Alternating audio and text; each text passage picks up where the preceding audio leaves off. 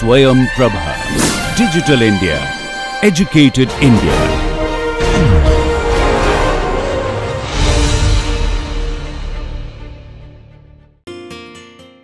Very good morning to everyone.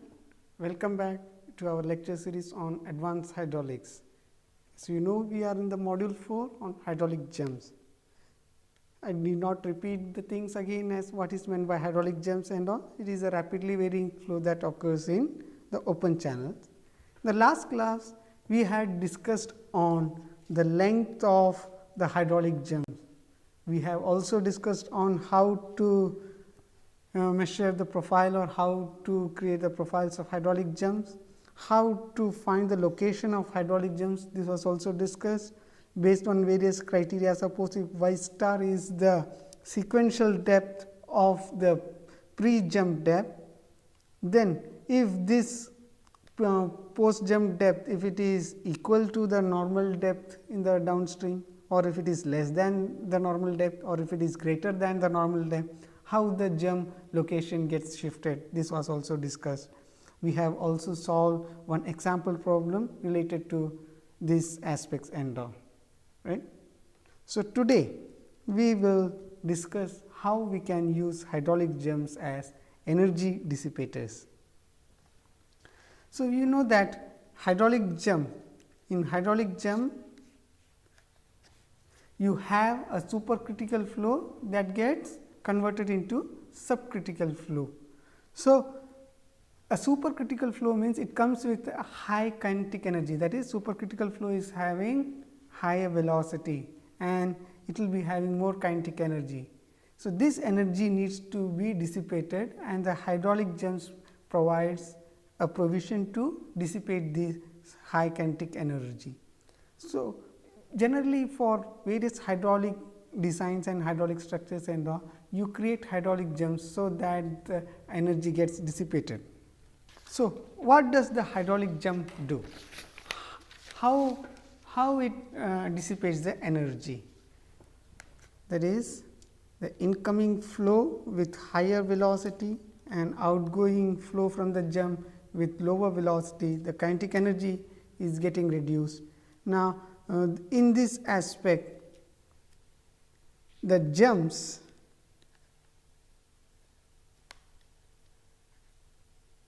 not only dissipate energy, wherever jumps are provided, you will also be able to design the channel beds or the channel shows in such a way that it gets protected. For example, if a supercritical flow is maintained for a longer reach, due to its higher velocity, there will be more scouring action on the beds here along these regions. To avoid that, if any provision for hydraulic jump is provided in that channel reach, then the velocity gets reduced and this velocity may not be able to scour the bed enough. It may not be having enough velocity to scour the bed. So, that way the channel beds are getting protected.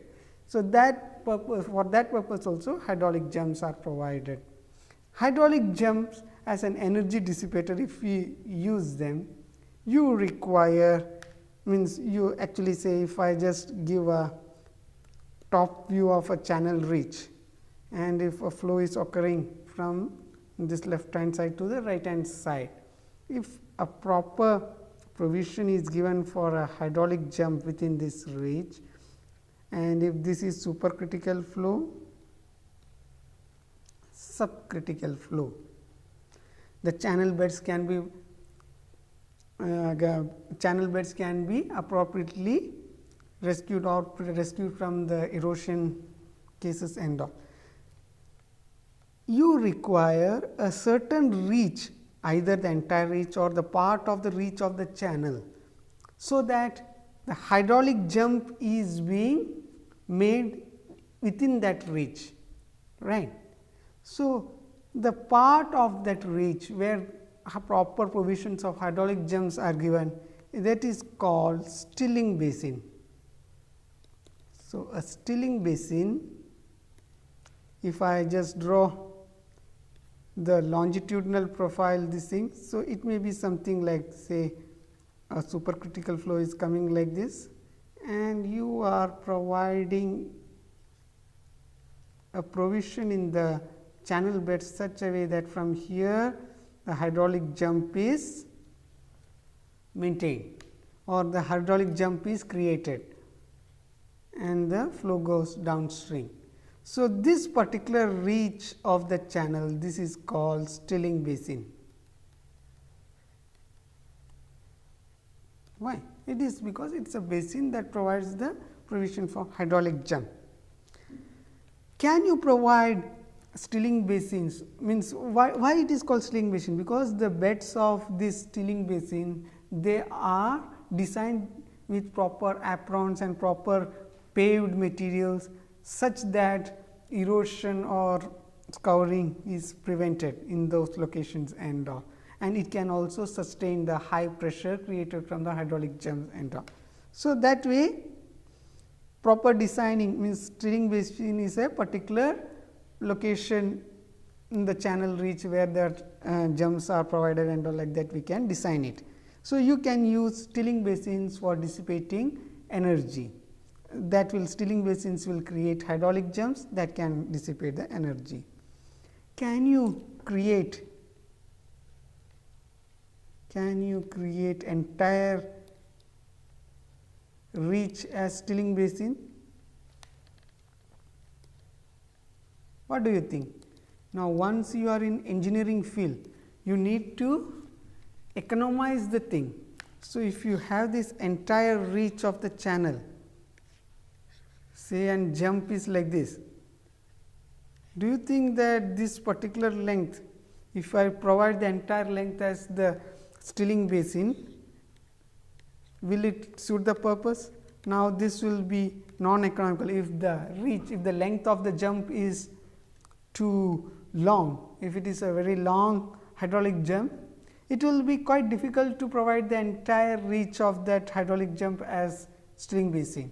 So, you need certain control measures,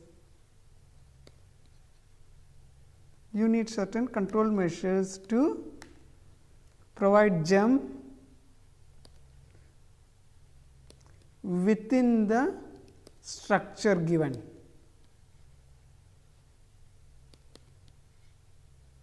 Okay. So, there are some control measures. So, it can resist scouring, means the stilling basins they are mainly used for providing hydraulic jumps, and that can resist scouring, right. So, how to design the stilling basins and all. So, we are not going into the technical aspects of construction process in this thing, we are just giving a brief idea how to design the things. As we suggested, the entire length is non-economical. You can provide control mechanisms like chutes, sills in the channel bed or near the stilling basins, or you can even lower the level of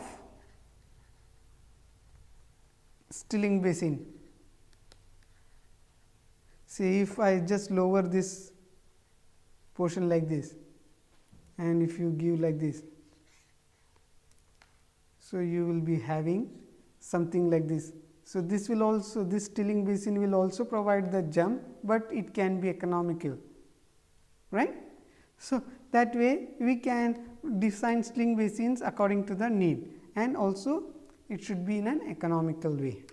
So, for designing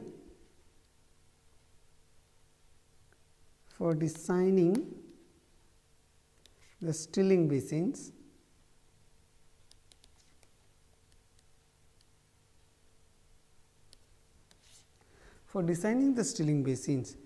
one need to understand the jump position. So, for designing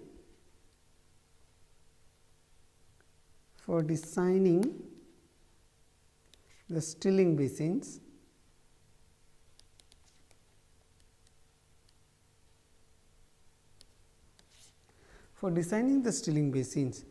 one need to understand the jump position. We have studied in the last lecture how the location of the jump can be decided, means how you can infer the location of the jump based on the depth of flow in the upstream as well as downstream conditions. So, the jump position is quite essential for designing the stilling basin. You also require the tailwater depth and the conditions and the tailwater conditions. These are also quite essential. We will discuss them again. Also, the type of jump that is intended. The type of jump that is intended in that location. You have studied the types of jumps, right? For example, undular, oscillatory,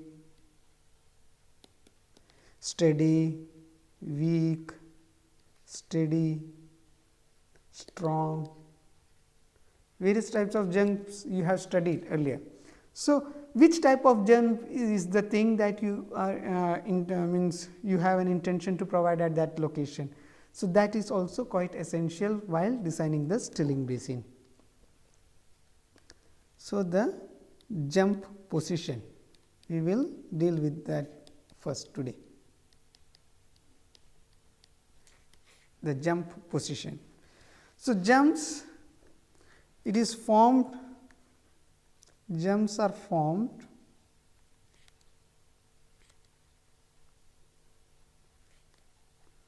at the downstream of certain sources.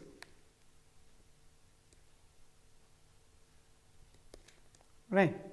Jumps are formed at the downstream of certain sources. Some of the sources are like, say for example, overflow spillway. So, you can say suggest that there is an overflow spillway like this, spillway cross section, water overflows like this and reaches here, and here it just jumps. Okay. So, you can provide the stilling basin at this location, appropriate stilling basin. So, this is overflow spillway. You can also have hydraulic jump near sluice gates. Say if a sluice gate is provided in a channel, that means and if it is lowered, water just gushes out like this, and here a jump may be formed. Okay. So, sluice gates also provide hydraulic jumps. So, these things, how will you now design stilling basins, right? You need to and provide stilling basins where the jump is being suggested. We can suggest various cases now. Let us consider case 1. You have, as we are mentioning now earlier, let me just suggest that the various y1 is the pre-jump depth notations, y2 is the post jump depth, and let y2 dash be the tailwater depth. So, just going into the previous line, based on this tailwater depth, we can have various types of jump, means the jump location or the jump position will be varied. These things also you have studied, it is again I am just repeating it here. So, if you have this common notation, for example, in the overflow spillway case, for the, as you know that we have approximated the channels as horizontal in many of the cases. So, please consider this as a horizontal channel. So, the overflow spillway is there, water is overflowing like this, it reaches here, and if this is your pre-jump depth y1, from here you have the depths. So, this is the channel apron, stilling basin and all. You let the tailwater depth be y2 dash. So, case 1 is if the post jump depth or the sequent depth, it is also sequent depth of y1. So, if y2 dash is same as y2, then this y2 dash and this y2 both are same, right. So, the jump will occur at that location wherever y1 is there, y1 wherever the depth of flow y1 has occurred or started, at this location itself the jump is formed and it will jump into the sequent depth y2. Okay. So, this is jump will form at y1 itself. There is no shifting of the jump. Okay. It is one of an ideal condition. So, if such a situation is there, what is the peculiarity? If such a situation is there, you can now easily suggest that you can design the stilling basin in this location, right. You know precisely the jump is going to occur here itself, because here the depth of flow is y1 as soon as it reaches becomes horizontal, and as soon as the depth y1 is reached, a jump is formed to its secant depth. So, you can appropriately design the stilling basin. There is no confusion in the situation.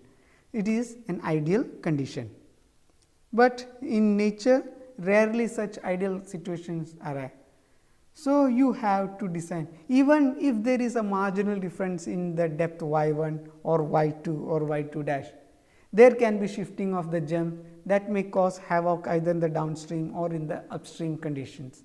So, you need to means although the case 1 is an ideal condition, it is rarely happen or it can be rarely envisaged in practical situations.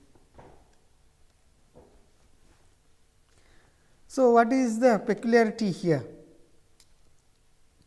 In y2 is equal to y2 dash situation, you can readily use your, for the, as I am again reiterating here, we are using the rectangular channels. So, you can use the secant depth ratio relationship FR1 square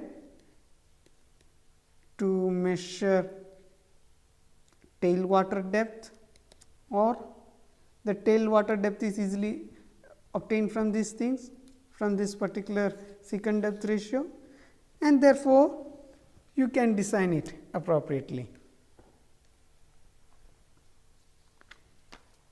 Case 2. What is the case 2 suggesting?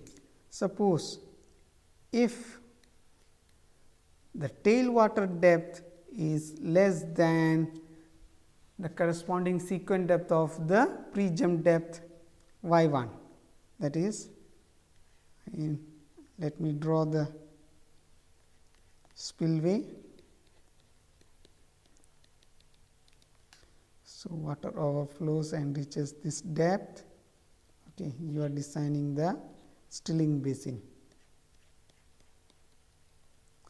So, in this case, when the depth y1 has reached, it is observed that the tailwater depth,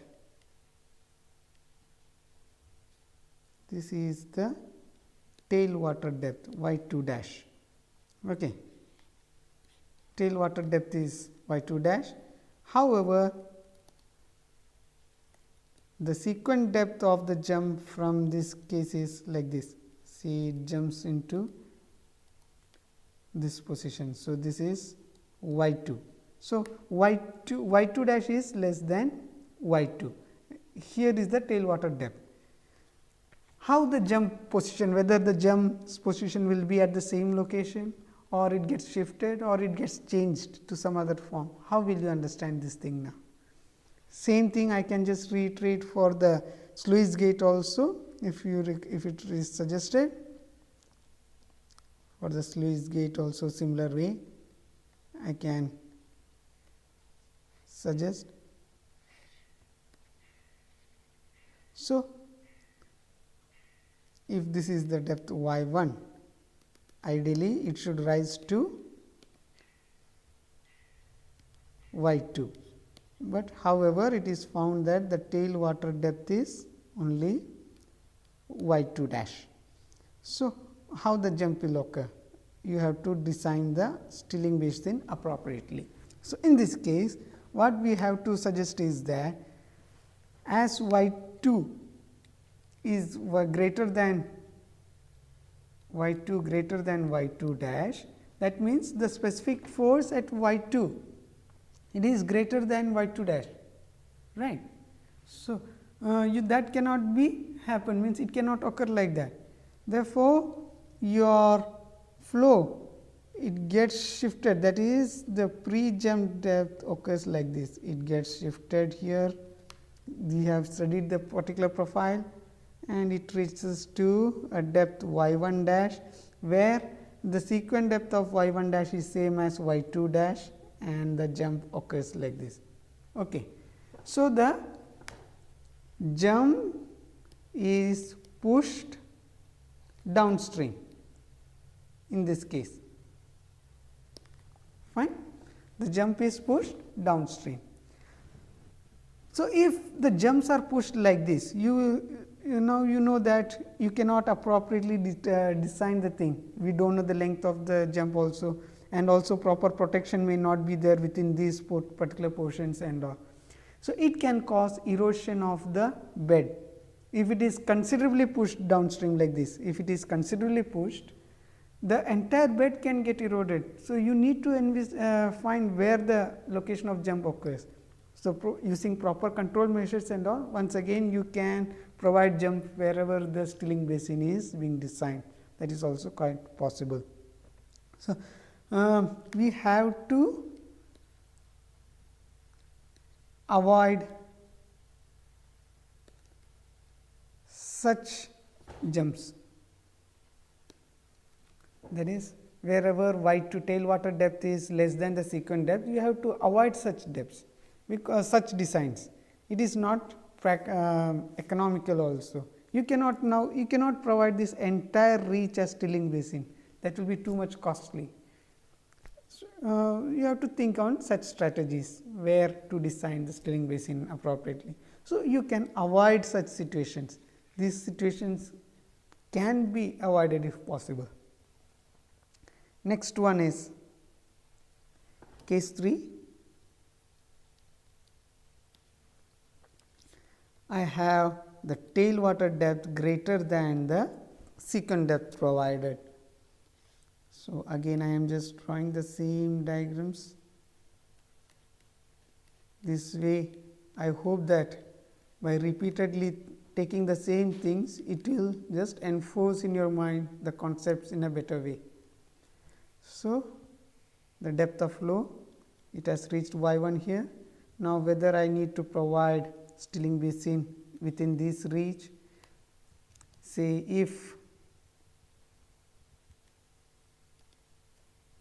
this is the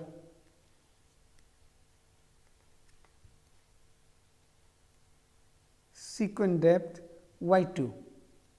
However, it is observed that the tail water depth is y 2 dash. Now, y 2 dash is greater than y 2. So, how the jump will occur, whether it will occur at this location. Now, you will see that depth y 1, this depth y 1, its sequent depth y 2, they are having same specific forces, but y 2 dash is more. So, it is having more specific force in that location. So, the pre-jump depth needs to be shifted upstream like this. So, this jump will occur something, instead of occurring like this, it will occur something like this. jump is shifted in the upstream direction, or it can also submerge, means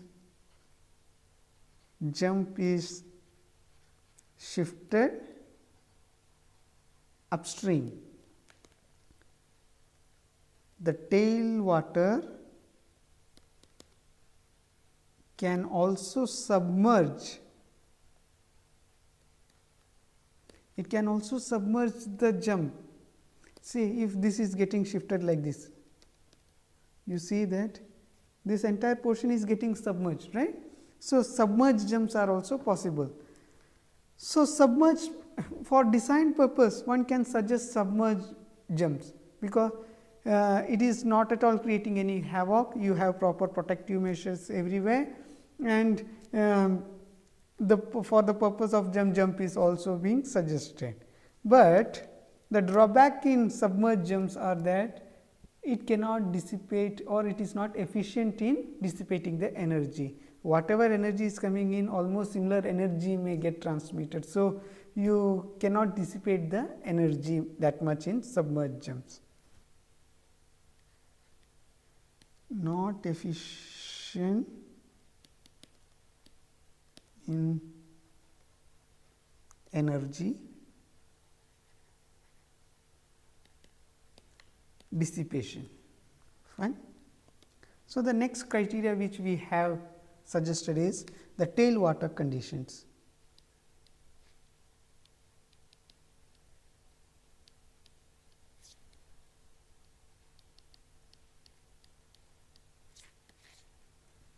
About the jump location and all. There we assumed tailwater depth is constant. Earlier we assumed tailwater depth as constant. Based on that, we suggested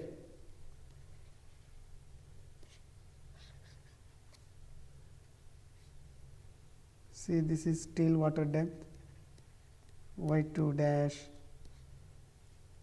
So, you do not know whether the jump sequence depth of jump y2, y1. Based on that, we suggested the jump can move upstream or it can be pushed downstream and all. So, there in all cases tailwater depths were considered as constant. So, what I just like to ask, what happens if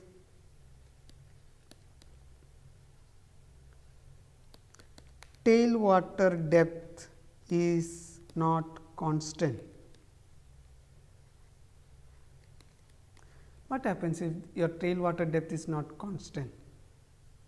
It can happen, that is the tailwater need not be constant always. Based on the discharge available, it can get fluctuated. So, if the tailwater depth is fluctuated or if it gets changed, you know that the location of the hydraulic jump gets shifted. Now, again the stilling basin wherever you have designed, it may not become appropriate. So, therefore, you require a certain analysis where the fluctuations of tailwater depth are also taken into account, right. See, for design purpose,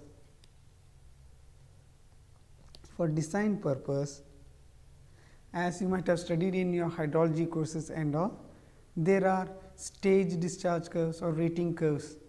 A similar sort of thing for design purpose, you require tailwater rating curves.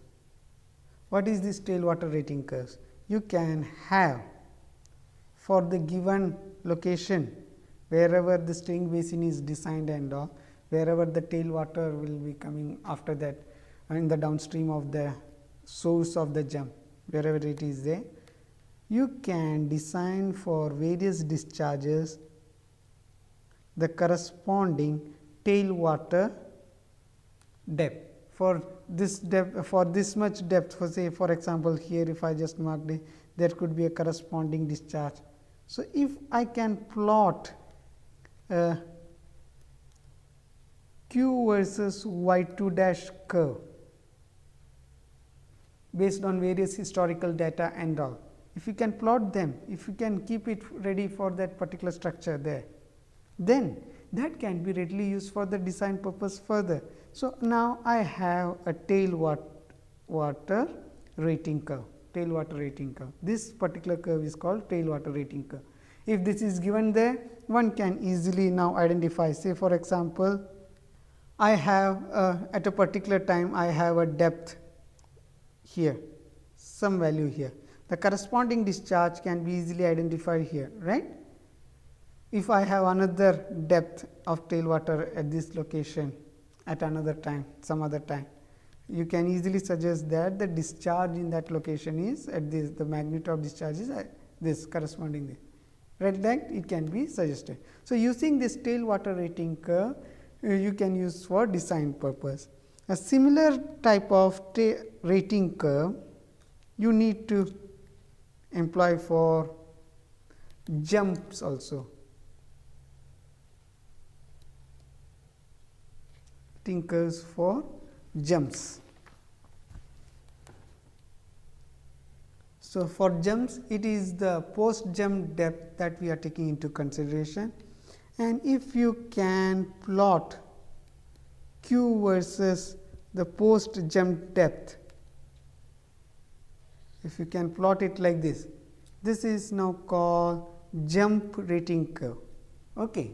So, if you have these jump rating curves and the tailwater rating curves, you can easily use it for design purposes. So, now you do not know, say for this particular channel reach, you have only the fixed pre-jump depth. So, this is the post jump depth y 2, your y 2 dash it can be greater than y 2 or it can be less than y 2. Okay. So, we have to suggest the suitable,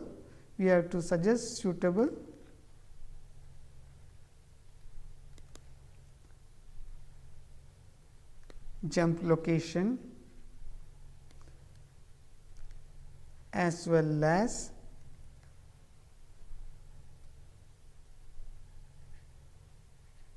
jump depths, right. So, that is the requirement for designing this stilling basin. So, we can have discussions with several cases. Case 1. Now, case 1 corresponds to, again if I plot the discharge rating curve, that is discharge rating curve with respect to tailwater as well as the post jump depth. Now, in this case, if the rating curves, if the tailwater rating curve as well as the jump rating curve JRC and TRC, if they are same, what does this imply? That is, if jump rating curve is same as the tailwater rating curve, this implies that y 2, that is the jump depth, and the tailwater depth y 2 dash both are same every time, right. That is the meaning. So, irrespective of the situation, that is irrespective, say if I am taking this depth, then the corresponding means discharge is here. So, if I take another discharge q 2, its corresponding depth, this thing, that will be having same sequence, that is the sequence depth as well as the tailwater depth will be same. So, irrespective of the discharge,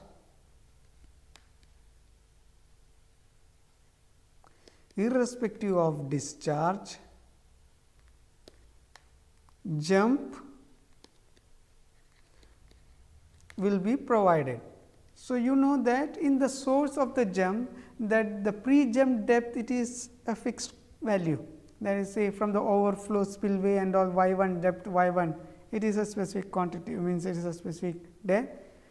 So, therefore, whatever type of discharge is coming from the spillway, now if y 1 is less, still there will be some discharge in the channel, right. So, if the discharge is getting reduced, it does not matter, the jump will be provided at the same location. So, jump will be provided at the same location. Again, this is an ideal situation which is not encountered practically, right. In practical cases, it is difficult to attain such ideal conditions and all.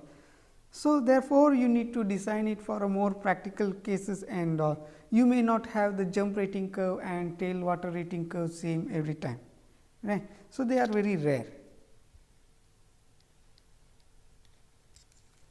I can have the rating curve such that the jump rating curve is greater than the tail water rating curve.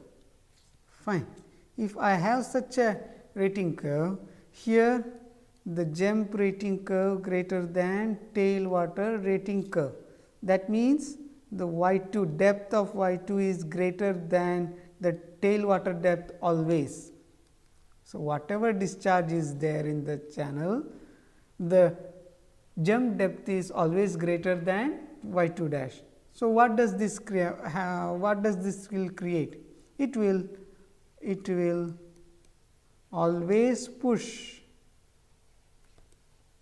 For such cases, it will always push the jump downstream. We have seen that when the jump depth is greater than the tail water depth, the jump is pushed downstream, right. So, you can use control measures appropriately to provide jumps in such situations and all. We can have another case.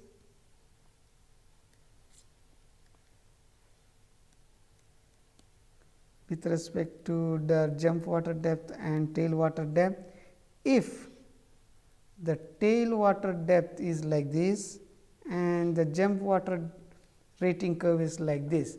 Here the tail water rating curve is greater than the jump rating curve. Therefore,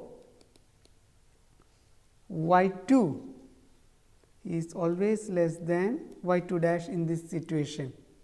So, possible always there is chance of possible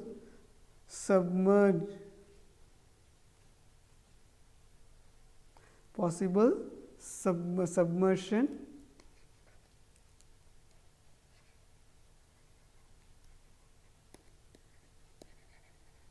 of the jump, that is jump is shifted upstream. So, possible submersion of jump can also encounter in such situations. By providing proper sloping aprons and all, you can have effective jumps in this situation. We have seen that such jumps are not efficient, it cannot dissipate energy. If you want to design stilling basins for energy dissipation, then such jumps cannot dissipate that much energy, but by providing proper aprons and sloping aprons and all in the upstream location, you can have a better jump. Next case, we can suggest based on the rating curves is, if you have a jump rating curve like this and if you have a tail water rating curve like this, such curves suggest that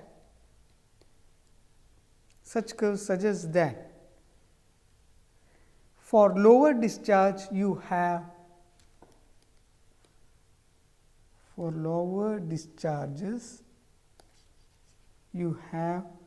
y 2 greater than y 2 dash. Then in that situation the jump is moved downstream. For higher discharges you have y 2 less than y 2 dash, then you can have submerged jumps. Fine. So, you can design it appropriately. Next case is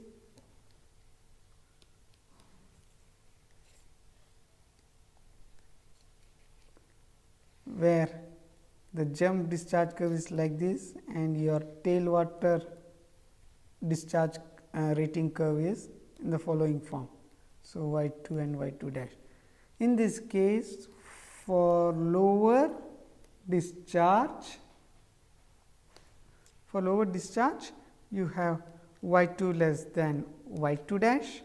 For higher discharges, you have y 2 greater than y 2 dash. So, you can know where the submerged jumps can occur or where it can be used. Okay.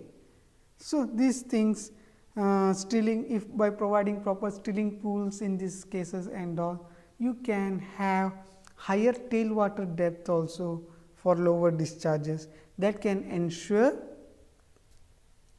a better jumps. Fine.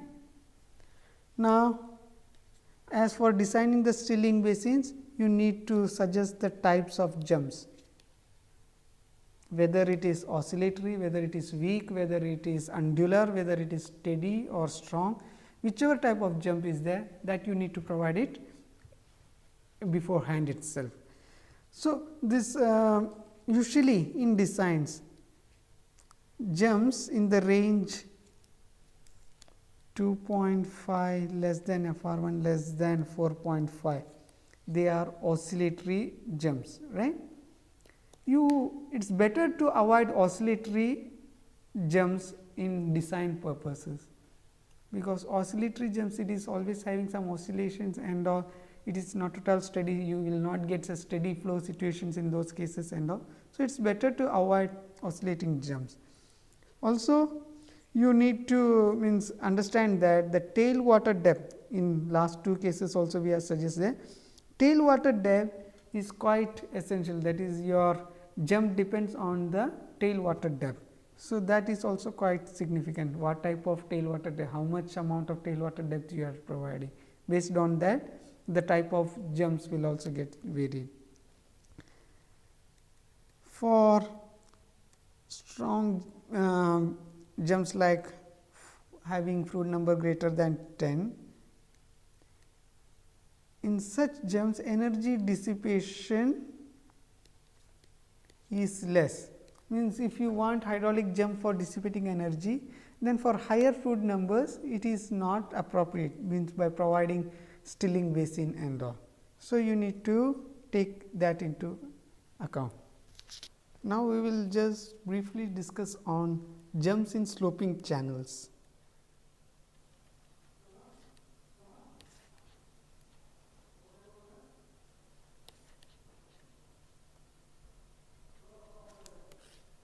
So, earlier our jump analysis, hydraulic jumps, we assume the channel bed to be horizontal, right, and based on that in horizontal channels, whenever we consider, say if the bed is horizontal, you have jump and all. The portion of hydraulic jump, whatever portion we were taking into account, and there the effect of weight was neglected. That is, weight in the, if the weight of the liquid in the hydraulic jump it is in the vertical direction, then whatever component of weight in the flow direction, they were neglected earlier. Now, in sloping channels that will not be possible. How the jumps are formed in sloping channels, or why? You know that in sloping channels, especially if it is a supercritical flow, how the jump will be formed? If there is any change in the bed slope in the downstream, say whether it becomes horizontal or whether it becomes adverse, whatever be, due to this change in slope, hydraulic jumps may be formed. So, we have to understand what type in what way it can be obtained. So, that is, change in bed slope will cause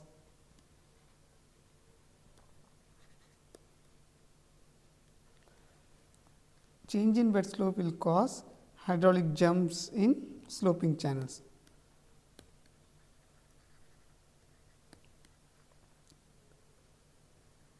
I hope you recall in our earlier lecture also we have suggested that suppose if a super if a steep slope channel merges with a mild slope channel, or if it merges with a horizontal slope channel, then there is a high possibility of formation of a jump, and we do not know at which location the jump can be formed if the flow normal depths in both the locations are like this, right. So, we have to identify them. So, depending upon the depth and velocity, that is what is the depth, what is the velocity in the upstream condition, and also on the tailwater condition, we can identify at which location the hydraulic jump will form in the sloping channels. So, let me start it like this. So, the jump, if a flow in the steep channel, this is steep channel, or a sloping channel, let me suggest now, earlier we took it as a horizontal channel, right. The sloping channel, if it comes and merges with a horizontal channel,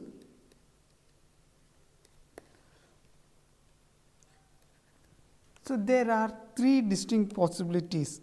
So, either the jump can form completely in the steep channel or in the sloping channel, or the jump can form in the interface somewhere here, or it can form completely in the downstream channel, which is the means. So, I can just again redo it. I will just for your this thing say if jump can form, in this case the jump is formed completely in the upstream channel, in the sloping channel itself. Another case is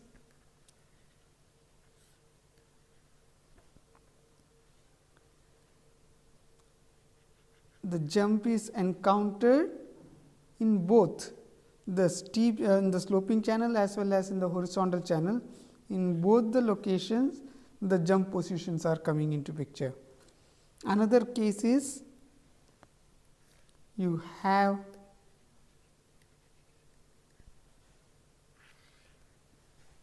the jump like this, and this is completely pushed to the downstream. The jump is completely pushed to the downstream. So, like that three situations one can assume for jumps in slope channels. So, what is the difference? Difference in jumps for the horizontal, and how do you analyze it in a different way for horizontal and sloping channels? So, as we suggested earlier, in horizontal channels you neglect the, say again I am just redrawing them. A jump is there and there is the horizontal channel, and if you take the control volume for the hydraulic jump, so you take these depths, this is the pre jump depth and this is the post jump depth y1, y2, right. And in this thing the effect of weight is neglected. However, in the sloping channel that may not be quite possible, that may not be quite feasible. You will see that the water is flowing and there is a hydraulic jump. If you take the control volume here enclosing the hydraulic jump, definitely the weight of water will be in the vertical direction, but due to a considerable slope, say if this is having an angle theta, the bed slope is having an angle theta, bed is having an angle theta with the horizontal, then there is definitely a component of weight in the direction of flow. So, that will also aid for the flow, and you cannot neglect that component.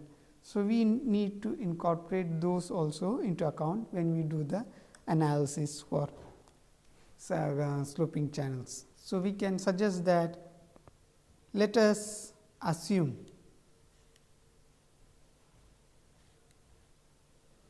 jump as a free jump. That is, in our earlier lecture we suggested that tailwater conditions can affect the jump location, and So, we are assuming that the tailwater depth is free, that is whatever jump depth is occurring, that will be the depth in the downstream that. So, if you have a free jump,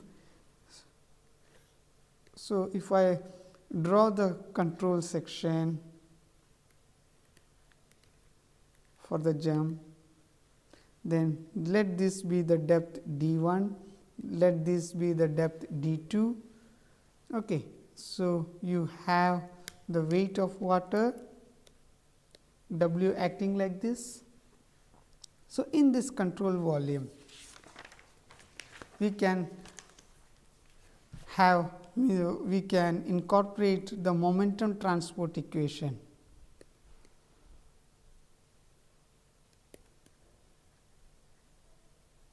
If you recall the momentum transport, then using the Reynolds transport theorem, I am just again writing it for your benefit.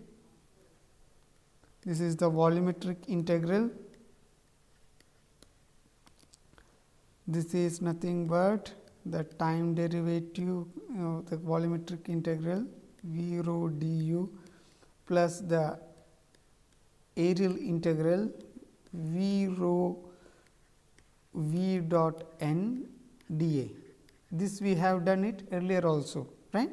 So, that is, it is suggesting the rate of change of momentum in the control volume. This is nothing but equal to the rate of change of momentum stored inside this volume plus the net outflux of the momentum across the control surfaces. Now, we have two main control surfaces, this on the left and on the right. All other control surfaces are not allowing the momentum, as this is predominantly a one dimensional case. We will continue with this portion now in the next lecture. We will have a brief quiz.